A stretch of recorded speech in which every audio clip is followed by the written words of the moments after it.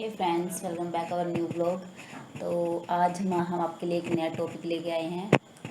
तो हमने सोचा कि हमें इस टॉपिक पे वीडियो बनाने चाहिए, तो इसलिए आज हमने सोचा कि आज का दिन सही रहेगा। तो आज हम अपनी स्टोरी के बारे में आपको बताएंगे कि हम कैसे मिले और आज हम कैसे एक साथ बैठे हैं यहाँ पे। तो शुरू करते हैं। सबसे पहले कि हमारी बातचीत कैसे हुई, हम कहाँ मिले, कैसे मिले, तो ये सब, और हमारी बात शादी तक कैसे पहुंची। और आज हमारा एक बेबी भी है, पता है आप लोगों को, जिसका नाम है अश्मिता। तो हम शुरू करते हैं कि हम कैसे मिले, सबसे पहले हमारी बातचीत कैसे हुई।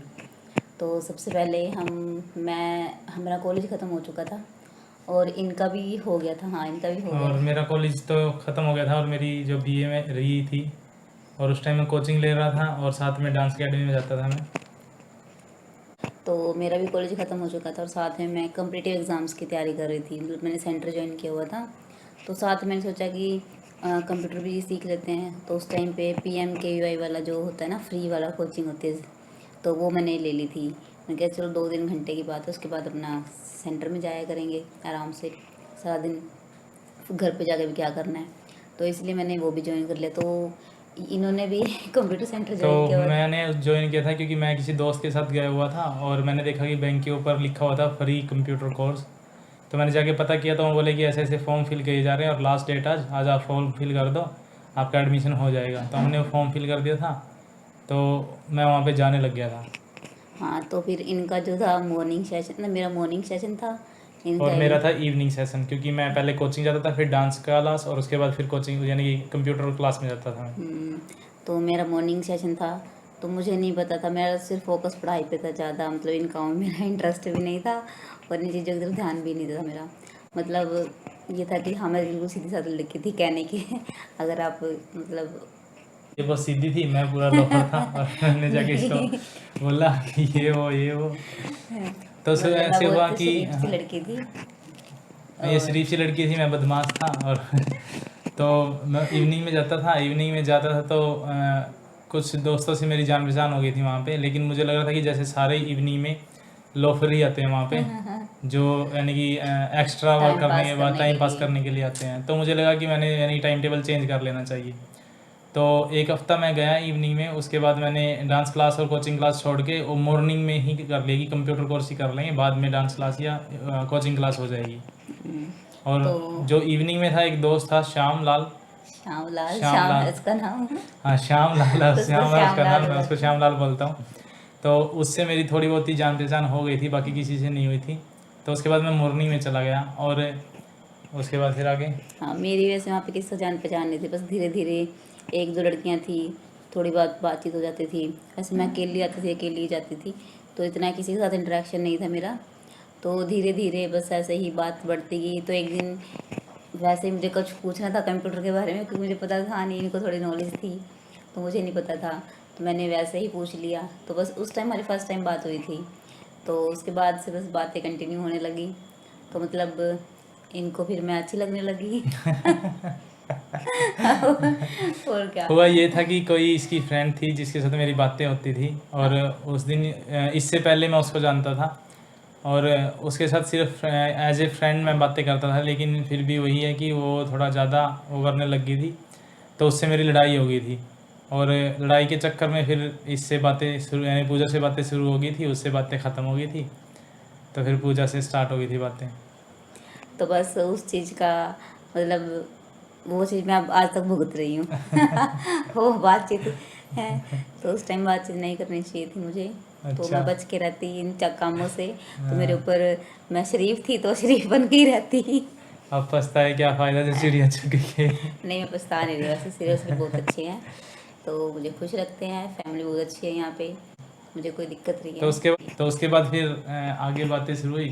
लेकिन एक दिन श्याम बोल रहा था मुझे कि तुम, यानी कि क्लास में जब स्टार्टिंग में मैं गया था तो श्यामलाल भी मॉर्निंग में आ गया था। तो एक दिन बैठे यानी क्लास लगा रहे थे, लेकिन मैडम नहीं आई थी। श्यामलाल मुझसे पूछ रहा था कि तुझे कैसी लड़की अच्छी लगती है।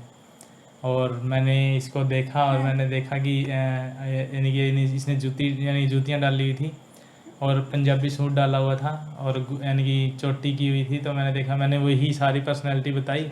तो श्यामलाल मेरी तरफ देख के बोलता है कि हाँ, तो उसके बारे में बोल रहा है। मैं क्या यार, उसके बारे में नहीं बोल रहा मैं, मैं तो ऐसे ही अपनी इमेजिनेशन बता रहा हूँ, लेकिन उससे मैच हो रही है तो इसमें मेरा क्या कसूर है। तो उसके बाद से फिर ऐसे ही बातें, यानी इनसे थोड़ी बहुत बातें होती थी, लेकिन धीरे धीरे बातें शुरू हो गई।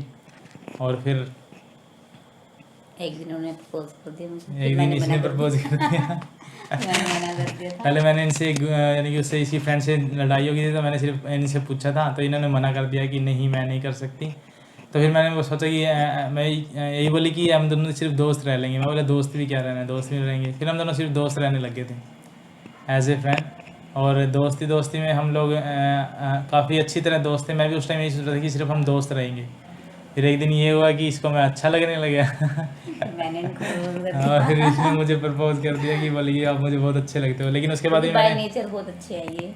क्योंकि पहले मुझे नहीं पता था इनके बारे में, तो लेकिन अब मुझे जैसे जैसे मुझे पता लगने लगा तो मुझे अच्छे लगने लगे, क्वालिटी अच्छी लगने लगी, तो मैंने कहा हाँ भाई अच्छा लड़का है तो कर लेनी चाहिए कोई बुरा। लेकिन फिर मैं अपनी फैमिली के बारे में सोचने लगी कि मेरी फैमिली वाले नहीं मानेंगे ना, तो इंटरकास्ट है। तो फिर मैंने बहुत सोचा, मैं बहुत टेंशन में रहने लगी। मैंने बोल तो दिया, अब मैं क्या करूँ। मैंने कहा आज से तो ना ही बोलती। तो एक उसके बाद ये हुआ कि मैंने इसको बोल दिया था, यानी कि एज ए फ्रेंड रह रहे थे, लेकिन इसको मुझे प्रपोज कर दिया। लेकिन उसके बाद मैंने इसको बोला कि तू पहले मुझे अच्छी तरह से जान ले कि मैं कैसा हूँ, कैसा नहीं हूँ, मेरा बिहेव कैसा है, मेरा बैकग्राउंड क्या है, मैं आगे क्या करना चाहता हूँ, वो सारी चीज़ें जान लो। उसके बाद ही हम लोग यानी कि एक दूसरे को जान पाएंगे अच्छी तरह से। उसके बाद अच्छी तरह डिसीजन लिया जाएगा। तो इसको मैंने हर मेरे बारे में सब कुछ बताया, सब कुछ जो भी होता है सब कुछ बता देता मैंने इसके अपने बारे में। तो फिर मैंने बीएससी की हुई थी, तो मैंने एमएससी का एंट्रेंस दिया हुआ था, तो मेरा एंट्रेंस क्लियर हो गया और मेरा यूनिवर्सिटी में एडमिशन हो गया था। तो फिर इन्होंने दिया नहीं था, एंट्रेंस वगैरह कुछ नहीं दिया था, तो ये पीछे पीछे आ गई कि हाँ मैंने भी एडमिशन लेना है, तो धक्के से। वैसे तो मैं आईलेट्स करके बाहर जाने की सोच रहा था, लेकिन उसके बाद फिर मुझे लगा कि बीए की हुई है, उसके बाद कुछ आगे भी करना चाहिए। लेकिन मेरे परसेंटेज बीए में इतने नहीं थे कि मैं कहीं भी एडमिशन लेने के लायक ही नहीं था। लेकिन फिर ये मुझे लगा कि पढ़ाई में ठीक ठाक ही हैं, मैं पढ़ाई में बिल्कुल डल हूँ, मैं पढ़ाई में बिल्कुल भी पहले थे अब नहीं है, अब ठीक है। उसके बाद फिर मुझे लगा कि मुझे भी एडमिशन ले लेना चाहिए ताकि आगे थोड़ा फ्यूचर सिक्योर हो जाए, क्योंकि बाहर जाने का क्योंकि तो प्लान अब बन नहीं रहा था, क्योंकि आईलेट्स करनी थी, आईलेट्स के बाद ही कुछ हो सकता था। नहीं, अगर देखो कोई शादी कर रहा है तो कम से कम ये तो होना भी हाँ लड़का अच्छा कमाता हुआ ना, घर वाला भी मान जाए। ना ही मैं कमाता हूँ और ना ही मैं ना ये कुछ भी पढ़ने में करता अच्छे थे, हूँ। तो ना फिर ये मतलब कि, तो फिर मैंने बोला कि पहले कुछ करो फिर मतलब कि सोचेंगे शादी शुदी के बारे में। तो फिर मैंने इस टाइम को थोड़ा फोर्स किया कि हाँ अगर साथ में रहना है फिर कुछ करना है तो सबसे पहले कुछ ना कुछ चाहिए, रोजगार है ना, बिना रोजगार का तो फ्रेंड्स आज के लिए बस इतना ही। उम्मीद है आप लोगों को ये अच्छा लगा होगा। अगर अच्छा लगा हो तो लाइक शेयर सब्सक्राइब ज़रूर करना। और अगर आप चाहते हो कि हम नेक्स्ट पार्ट बनाएं हमारे स्टोरी के ऊपर तो कमेंट करके ज़रूर बताना, तो हम आपको आगे की स्टोरी ज़रूर बताएंगे। और बताएंगे कि हम लोग आगे क्या किया, हम लोगों ने कैसे हम लोग यानी कि सर्वाइव किया और कैसे हम लोग यहाँ तक Survive पहुँचे। हाँ सर्वाइव ही करता है हर कोई ज़िंदगी में। ना तो यहाँ तक कैसे पहुँचे वो सारी चीज़ें हम बताएंगे। अगर आप लोगों को हमारा व्लॉग अच्छा लगे तो लाइक शेयर एंड सब्सक्राइब जरूर करना। मिलते हैं ऐसे ही कि इंटरेस्टिंग व्लॉग के साथ। Thanks for watching, bye.